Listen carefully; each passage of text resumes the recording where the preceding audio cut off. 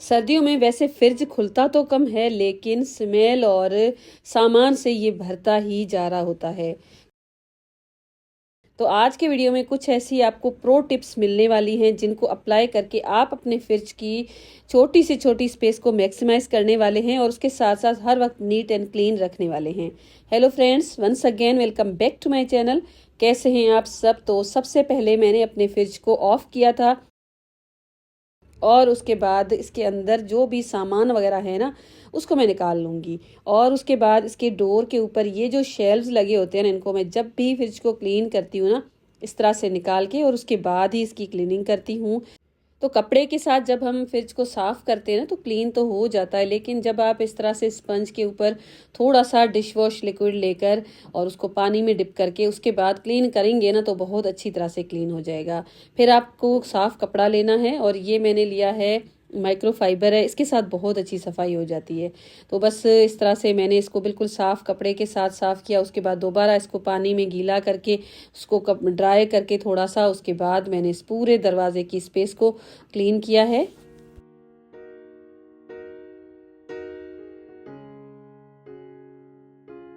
तो दरवाज़ा साफ करने के बाद इसके अंदर जो भी चीज़ें वगैरह थी ना, उन सबको मैंने निकाला है। और इसके अंदर जो ऑर्गेनाइजेशन अभी मैं चला रही हूँ ना, बहुत अच्छी है। कुछ ऐसी चीज़ें हैं जिनको मैं बदलने वाली हूँ, वो भी आपके साथ मैं शेयर करूँगी। और इस तरह से ये सारे जो भी जालियाँ वगैरह थी, उनको मैंने निकाल दिया था। अब इसके जो भी शेल्फ वगैरह है ना, उन सबको मैंने खुले पानी में ही वॉश किया है। तो इस तरह से वो बहुत अच्छी तरह से वॉश भी हो जाते हैं। उसके साथ साथ ऐसे टाइम ज़्यादा नहीं लगता है। जब हम इसको किसी कपड़े के साथ सिर्फ साफ़ करते हैं ना, तो उतनी अच्छी तरह से ये साफ़ भी नहीं होते हैं और उसके साथ साथ टाइम उस तरह से तो मुझे ज़्यादा ही लगता है। इस तरह से बस आप इसको निकाल के उसके बाद खुले पानी से इसके जो भी पार्ट्स वगैरह हैं उनको धो लें।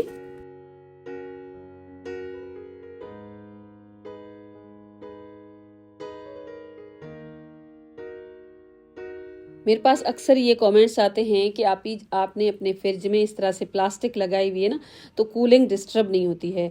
तो ये जो मैंने प्लास्टिक लगाई है ना, जितनी नेट है ना उसके ऊपर लगाई है। साइड्स में प्लास्टिक मैंने बिल्कुल भी एक्स्ट्रा नहीं छोड़ी है। और मेरे पास लोड शेडिंग बिल्कुल भी नहीं होती है। तो मेरे फ्रिज में ऐसा कोई इशू नहीं आता कि कूलिंग डिस्टर्ब हो, नीचे के शेल्व्स में चीज़ें रखी हुई ख़राब हो जाएं। अगर आपके पास लोड शेडिंग का इशू है ना, तो आप अवॉइड कर सकते हैं। मुझे तो ये आइडिया बेस्ट लगता है, क्योंकि ये बिल्कुल ट्रांसपेरेंट हैं और नीचे जो रखी होती है ना चीज़ें, वो सारी की सारी नज़र भी आ जाती हैं। और मैंने इसको बिल्कुल अच्छी तरह से फिक्स किया हुआ है, तो ये हिलती जुलती भी नहीं है। तो इसी वजह से मैंने आज इनको चेंज नहीं किया है, बस मैंने इसको वॉश किया है। खुले पानी के साथ अच्छी तरह से वॉश किया है ताकि प्लास्टिक भी वॉश हो जाए। और इस तरह से मैंने रखा है ताकि आगे जो प्लास्टिक लगी है ना, इसमें पानी बिल्कुल भी ना रुके। तो ये हो जाएंगी ड्राई ड्राई हो जाएंगी ना, तब तक मैंने ये वेजिटेबल बॉक्स है ना, इसको भी निकाल दिया है। और उसके बाद इसके अंदर की जो भी वॉल्स वगैरह हैं उनको भी मैं क्लीन कर लूँगी। और इसको भी मैंने स्पंज के ऊपर डिश वॉश लगा के और उसके बाद ही मैंने इसको क्लीन किया है।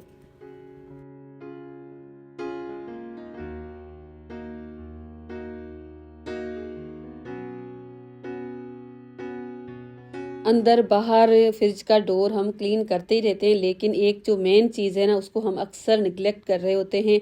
तो वो वक्त के साथ साथ बिल्कुल पुरानी हो जाती है, उसमें एक हार्डनेस आ जाती है। तो उसके लिए एक बोल में मैंने आज लिया है मीठा सोडा, उसमें मैं ऐड कर दूंगी सिरका। और उसके साथ साथ थोड़ा सा मैंने डिश वॉश लिक्विड ऐड किया है। अब आपको चाहिए होगा इस तरह का एक ब्रश, टूथ ब्रश मैंने लिया है। जो क्लीनिंग के मेटल वगैरह के ब्रशेज होते हैं ना, वो आप यूज़ ना कीजिएगा। और इस तरह से इसको मिक्स करने के बाद अब यहाँ पर आप देख सकते हैं फ्रिज की ये है गैस किट।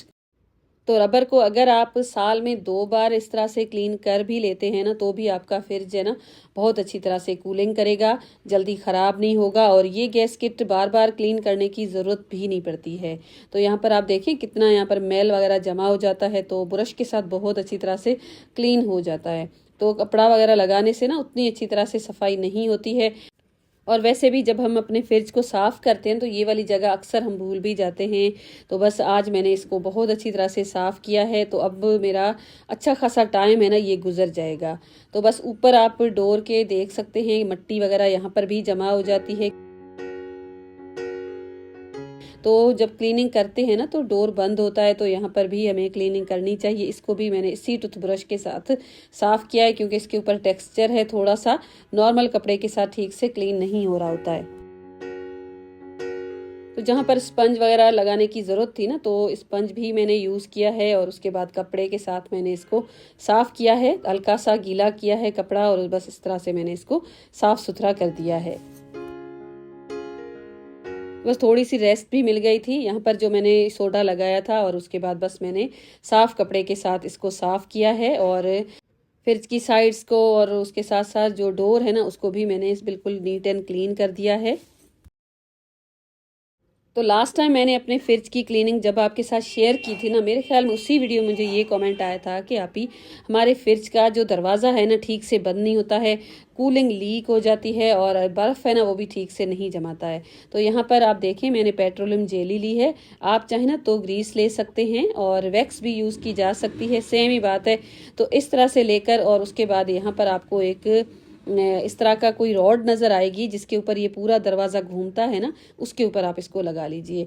तो जिन एरियाज़ में लोड शेडिंग ज़्यादा होती है ना, वहाँ पर फ्रिज में रस्ट बहुत जल्दी लग जाता है, क्योंकि बर्फ़ होती है ना, डिफ्रोस्ट हो जाती है, उसके बाद पूरा पानी पानी होकर और इस तरह से रस्ट वगैरह लग के, और कभी कभी तो शीट्स वगैरह ना उनके ऊपर भी रस्ट आ जाता है।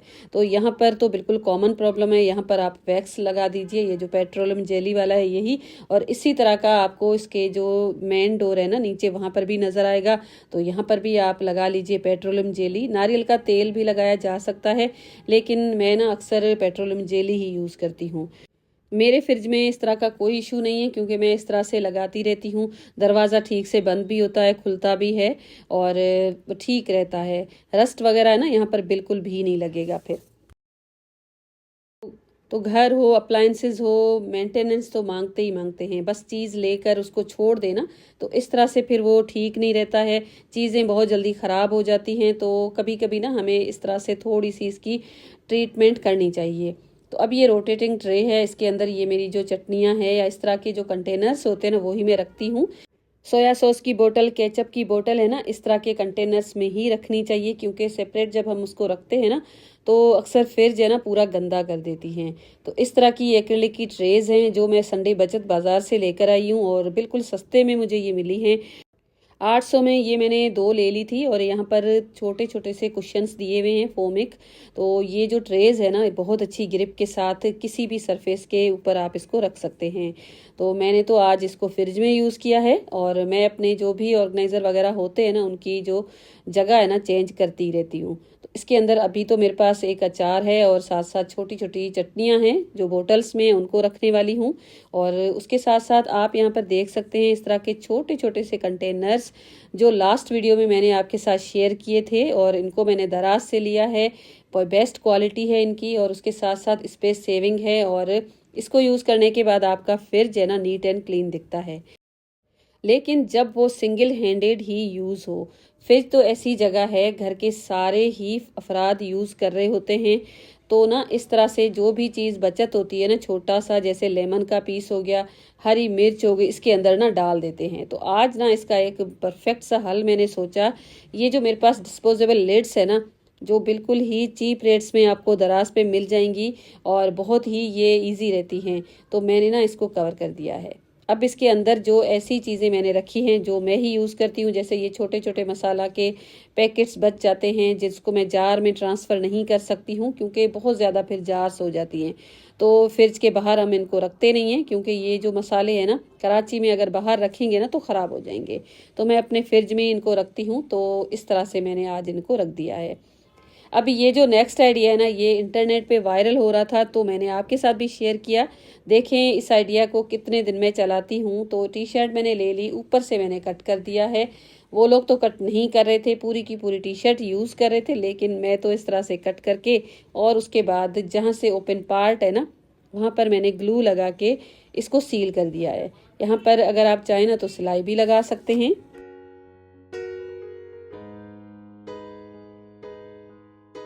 अब मैं आपको अपना फ्रिज का जो वेजिटेबल बॉक्स है ना वो दिखाती हूँ। तो ये जब लास्ट वीडियो मैंने आपके साथ शेयर की थी ना, तब की ही ऑर्गेनाइजेशन है, और तब की ही ये शीट लगी हुई है। तो ये जो शॉपिंग बैग होता है ना पेपर का, वो ही मैंने लगाया हुआ है। देखें, वेजिटेबल बॉक्स बिल्कुल ही क्लीन पड़ा हुआ है। वापस से मैं इसको रख दूंगी और उसके साथ साथ अब मैं इसके ऊपर ये टी शर्ट लगाने वाली हूँ। पहले तो मैंने ये 2 वेस्ट बास्केट्स रखी हुई थी। अब ये विंटर्स की जो सब्जियां हैं ना, एक तो ज़्यादा भी होती हैं और इस तरह की शेप होती है ना लंबाई में, तो ये बास्केट्स के अंदर ना ठीक से फिक्स नहीं आ रही थी। तो आज मैंने ये ट्राई किया है। वैसे भी मुझे इसको ट्राई करना था, देखूं यूज़फुल आइडिया है या नहीं है। तो बस थोड़ी सी छोटी थी टी शर्ट, लेकिन मैंने लगा दिया। तो सुपरमार्केट से जो मैं इस तरह के बैग्स में सब्जियां लेकर आती हूँ ना, उनको मैं एज इट इज़ ही अपने फ्रिज में रख देती हूँ। बिल्कुल फ्रेश रहती हैं और जब मुझे टाइम लगता है ना इनको कट करने का या इनको पकाने का, तभी मैं इनको निकाल के पका लेती हूँ। तो इस आइडिया को भी आप फॉलो कीजिएगा। और अब ये जो भी सब्जियां वगैरह हैं ना, इसके अंदर मैंने रख दी हैं। तो जब मैं वॉइस ओवर कर रही हूँ ना, तो तकरीबन 4 से 5 दिन से तो टी शर्ट मैंने लगाई हुई है। बिल्कुल भी ऐसा कोई मसला नहीं आया। अभी ये जो 2 बास्केट्स खाली हुए ना, इनके अंदर ये मैं टमाटर डाल के रखने वाली हूँ, क्योंकि आज बस टमाटर ख़त्म होने को हैं। दोबारा ग्रोसरी करेंगे तभी इसके अंदर सब्जियां वगैरह मैं रखूँगी। अब ये जो डोर है, इसके जो भी शेल्स वगैरह थे, उन सबको मैंने वापस से लगा दिया। और यहाँ पर मैंने टिश्यू लगा दिया है। और इस तरह से जब भी कोई चीज़ इसके ऊपर गिरती है या ख़राब होगा ना, तो बस ये टिश्यू मैं निकाल दूंगी और बस ये पूरा शेल्फ क्लीन रहेगा और साफ़ सुथरा भी लगता है इस तरह से।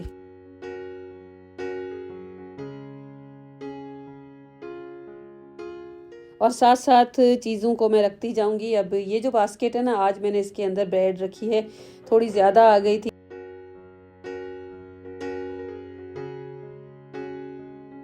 बाजरे का जो आटा होता है ना, मैं हमेशा इस तरह से फ्रिज में ही रखती हूँ। तो इस तरह से ना कड़वा नहीं होता है, तो बहुत कम यूज़ होता है, एक बार में आता है, तो ज़्यादा दिन रखने से ना कड़वा हो जाता है। अब ये सारे छोटे छोटे से कंटेनर्स हैं जिनमें लेफ्ट ओवर सब्ज़ी भी होती है। कभी कोई सब्ज़ी कट करके भी रखते हैं, लहसुन कभी पील करके मैं रख लेती हूँ, या आटा थोड़ा सा बच जाता है ना, तो छोटा सा कंटेनर होता है। और फ्रिज में जब हम ऐसे रखते हैं ना, तो बिल्कुल पीछे चला जाता है और फिर नज़र भी नहीं आता है। तो इस तरह से ना वेस्ट हो जाती हैं चीज़ें। तो इस तरह से बास्केट में रखेंगे ना, तो सामने सामने रहेंगे और पता होगा कि इस सारी में लेफ़्ट ओवर्स ही हैं जो हमें यूज़ करनी है। अब ये खीर मैंने बनाई है, किस्सा खीर, जिसकी रेसिपी मैं आपके साथ शेयर करने वाली हूँ। उससे पहले थोड़ी बहुत फ्रिज की ऑर्गेनाइजेशन कर लूँ और उसके बाद फ्रिज को भी ऑन करूँ। तो ये जो चीज़ का छोटा सा कंटेनर है ना, इसको मैंने दराज से लिया था और बहुत अच्छा है। इसमें चीज़ स्लाइसेस हम रख सकते हैं और उसके साथ साथ बटर डिश मैंने रख दी है। तो ये सारी चीज़ें मेरे फ्रिज में मौजूद होती हैं और इसमें बटर यूज़ करना ना काफ़ी आसान हो जाता है। तो इस तरह से पूरा मैंने फ्रिज कर लिया है ऑर्गेनाइज। और पूरी जो भी दूध वगैरह ना, वो सारा मैंने ऊपर रखा है और बिल्कुल बॉटम में ये सब्जियां, हरा धनिया वगैरह रखी हैं। और इस तरह से ना चीज़ें जल्दी ख़राब नहीं होती हैं। तो वेजिटेबल बॉक्स भी मैंने लगा दिया है और इस तरह से लुक तो अच्छा लग रहा है। और मुझे लगता है कि सब्जियों में एक्स्ट्रा पानी होता है ना, ये जो टी शर्ट है ना एब्जॉर्ब कर लेगी। और हमेशा से इस तरह से एक कंटेनर ना मैं जो डिस्पोजेबल होते हैं ना, डोर में रख देती हूँ। तो इसमें ना थोड़ा सा टमाटर बच गया, प्याज या तो फिर मिर्च वगैरह ना, वो मैं रख देती हूँ, क्योंकि फिर हम इसको ना डोर में रखते रहते हैं। तो ये जगह भी देखें बिल्कुल नीट एंड क्लीन हो गई है। और यहाँ पर जो ग्लास जार्स थी ना, उनको मैंने हटा लिया है, प्लास्टिक की मैंने रखी है और लंबी रखी हैं। जार लंबी है लेकिन इनकी चौड़ाई कम है ना, तो मैं इसमें ज़्यादा से ज़्यादा चीज़ों को स्टोर करके रख सकती हूँ। तो फ्रिज में अक्सर स्मेल हो जाती है जब हम इसमें डिफरेंट किस्म के खाने रखते हैं। तो हमेशा इस तरह से एक शेकर है ना, जो पुराना हो गया है, आजकल ये यूज़ भी नहीं आ रहा है, तो ये ग्लास का है, तो इसको मैंने इसके अंदर रख दिया है। इसमें मैंने बेकिंग सोडा डाला हुआ होता है और हमेशा मैं इसको अपने फ्रिज में रखती ही रखती हूँ। तो अब तो ये सारी हो गई ये फ्रिज ऑर्गेनाइजेशन। अब इसके साथ साथ एक क्विक सी आपके साथ रेसिपी शेयर करूंगी, तो वीडियो को आप स्किप ना कीजिएगा, लाइक ज़रूर कर लीजिएगा। तो यहाँ पर मैंने एक ले लिया है ब्लेंडर, उसके अंदर मैं ऐड करने वाली हूँ चावल जो मैंने पहले बॉयल करके रखे हैं। और उसके साथ साथ रस्क मैं ऐड करूँगी, उसके साथ थोड़ा सा दूध डाल के इसको मैं ब्लेंड कर दूँगी, एक पेस्ट रेडी कर दूँगी। आप चाहें तो इसमें थोड़ा सा मिल्क पाउडर भी ऐड कर सकते हैं। और उसके बाद एक मैं बर्तन ले लूँगी, उसमें मैंने ऐड कर दिया है दूध, तकरीबन 1 से 1.5 लीटर के जितना दूध आप ले सकते हैं, कम ज़्यादा आप अपने अकॉर्डिंग कीजिएगा। और इसके बाद इसमें ऐड कर दूँगी चीनी, और चीनी भी अपने टेस्ट के अकॉर्डिंग लेनी है। चीनी मिक्स हो जाए और अच्छा सा एक बॉयल आ जाए तो उसके बाद इसमें ड्राई फ्रूट ऐड कर लीजिए, जो आपको पसंद हो वही। थोड़ी सी देर के लिए इसको पकाना है और उसके बाद जो हमने पेस्ट रेडी की थी वो ऐड कर देनी है और उसके बाद अच्छी तरह से इसको मिक्स करना है ताकि कोई गुठलियाँ वगैरह ना बने। और उसके बाद साथ में अगर आप चाहें तो इलायची ऐड कर सकते हैं और इलायची ऐड करने के बाद इतना पकाना है कि ये बिल्कुल थिक सी एक रेडी हो जाए। और उसके बाद इसको एक साइड पे रख लीजिए और दूसरा पैन लेकर उसमें थोड़ी सी चीनी ऐड करके उसको कैरमलाइज कर लीजिए और बस इसके ऊपर पोर कर लीजिए और बहुत ही यमी सी, बहुत ही अच्छे से टेस्ट के साथ ये किस्सा खीर बन के हो जाएगी रेडी। आप इसको ज़रूर ट्राई कीजिएगा, सर्दियों में बहुत मज़ा देती है इस तरह की रेसिपीज़। और मैं मिलूंगी आपके साथ एक और वीडियो में। आज के वीडियो के लिए फीडबैक ज़रूर दीजिएगा और वीडियो को लाइक करके शेयर भी कीजिएगा। चैनल को भी सब्सक्राइब करना बिल्कुल भी ना भूलिएगा। Thank you and bye bye.